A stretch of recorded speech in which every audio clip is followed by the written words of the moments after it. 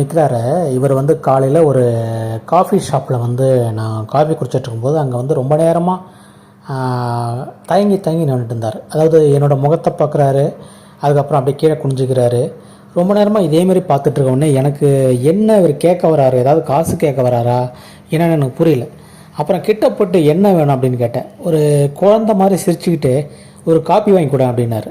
நானும் சந்தோஷமாக ஒரு காஃபி வாங்கி கொடுத்துட்டு எனக்கு என்னென்னா அவர் ரொம்ப நேரமாக நின்னார். நான் அந்த டிராஃபிக்லேயே அந்த காஃபி ஷாப் போகிறதுக்கு ஒரு 2-3 நிமிடங்கள் இருக்கும்.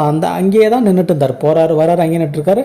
ஆனால் என்னென்னா அவருக்கு ஒரு தயக்கம், அதாவது வறுமையோட மிகப்பெரிய கொடுமை என்ன தெரியுமா? தயக்கம். யாரையும் கேட்க முடியாதுங்க, இது வேணும் அப்படின்னு ஒரு காஃபி வாங்கி கொடுக்கன்ட்டு நிறைய பேரால் கேட்க முடியாது. அந்த தயக்கமும் வறுமையும் சேர்ந்துருக்குதுல, இது மிக கொடுமையானது. ஒரு காஃபிக்கு வந்து கிட்டத்தட்ட அவர் எத்தனை மணி நேரமாக நிற்கிறாருன்னு தெரியல. அதுக்கப்புறம் அந்த காஃபியை குடிச்சிட்டு அந்த மனுஷன், அதுக்கப்புறம் நான் என்னோடய ஆஃபீஸ் கொஞ்சம் நேரம் கழித்து அந்த ஆஃபீஸ் கிட்டே போகிறேன். அங்கே வந்து நடந்து வரார். அந்த காஃபி ஷாப்லேருந்து கிட்டத்தட்ட அது ஒரு 1.5 கிலோமீட்டர் இருக்கும். நடந்து அங்கே வரார். அநேகமாக அவரோட மார்னிங் அந்த அதுக்கான ஒரு எனர்ஜி ட்ரிங்க்னு பார்த்தா அந்த ஒரு காஃபி தான் நினைக்கிறேன் அநேகமாக.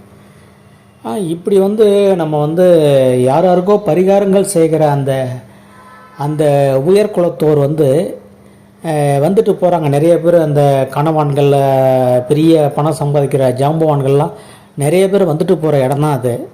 ஆனால் ஒருத்தர் கூட உங்களுக்கு என்ன வேணும், ஒரு காஃபி வேணுமா, ஏன் என்ன எதுக்காக நிற்கிறீங்கன்ற அந்த முகத்தை பார்த்தாலே தெரியும் இல்லை, அவங்க எது எதிர்பார்க்குறாங்கன்னு தெரியும் இல்லையா? ஒருத்தர் கூட கேள்வி கேட்காமலே போகிறாங்க. ஆனால் அவர்கள் வந்து பார்த்திங்கன்னா பல கோடி மக்களுக்கு வந்து பரிகாரம் சொல்கிறாங்க, வாழ்க்கையை சொல்கிறாங்க, அந்த பாவத்தை வந்து போக்கக்கூடிய தன்மையெல்லாம் சொல்கிறாங்க. ஒரு முறை யோகிராம் சுரத்குமார்கிட்ட கேட்டாங்க, அந்த மாதிரி எல்லாருமே வந்து யாசகம் கேட்குறாங்க, அதில் யார் வந்து உண்மையாகவே வந்து யாசகம் கேட்குறாங்கன்னு எப்படி தெரிஞ்சுக்கிறது? சில பேர் வந்து வேலையே செய்யாமல் ஏமாற்றிட்டு இந்த மாதிரி திரிகிறாங்கல்ல அப்படின்னு கேட்டாங்க. அதுக்கு சொன்னார் அவர் யோகிராம் சுரத்குமார் சொன்னார், பரவாயில்ல அப்படியும் இருப்பாங்க, சில பேர் இருப்பாங்க, இருந்துட்டு போட்டோம். ஆனால் அவங்களுக்கு வந்து ஒரு கை சாப்பாடு கொடுக்கறதுனால நீங்கள் எந்த விதத்திலும் குறைஞ்சி போட மாட்டீங்க. உங்களோட ஆஸ்தியோ இல்லை வீடோ அந்தஸ்தோ எதுவுமே குறைஞ்சி போயிடாது. ஒருவேளை சாப்பாடு போகிறதுனால அவங்களுக்கு உண்மையான தேவை உள்ளவங்களாக இருக்கட்டும், இல்லை தேவை இல்லாதவங்களாக இருக்கட்டும், அவர்கள் சோம்பேறிகளாக கூட இருக்கட்டும், அவங்களுக்கு வந்து ஒரு வேளை சாப்பாடு போகிறதுனால நீங்கள் வந்து எந்த விதத்திலும் குறைந்து போயிட மாட்டீங்க, உங்களோட சொத்து எந்த விதத்திலும் குறைந்துவிடாது அப்படின்ட்டு சொன்னார். எனக்கு அதுதான் சரியான பதிலாக தெரியுது.